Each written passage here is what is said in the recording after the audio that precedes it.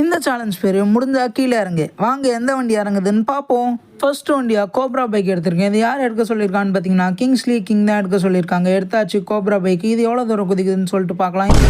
இந்த கேப்பில் இந்த வீடியோக்கு ஒரு லைக் கொடுங்க கைஸ். அதுக்குள்ளே விழுந்துட்டாண்டா, கொஞ்சம் கூட போகல. செகண்ட் வீக்கில் யுவராஜ் சொன்ன மாதிரி மெக்லாரன் 4000 தான் எடுத்திருக்கேன்.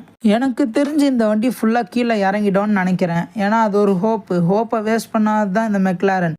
ஓகே, ஓவராக ஐஸ் வச்சதுனால கார் கவுந்துருச்சு. வாங்க அப்படியே அடுத்த வண்டிக்கு போகலாம். அடுத்ததா Shaheena 0015 big fan bro. Thank you bro. இவர் வேறு யாரும் இல்லை, என் சப்ஸ்கிரைபர் தான், வாட்டர் கேமர். லாஸ்ட் டைம் லைவுக்கு வந்திருந்தாரு. நான் என்ன சொல்ல வரேன்னு வீடியோவை பார்க்குறேன், லைவ் பார்க்காத உங்களுக்கும் புரிஞ்சிருக்கும்.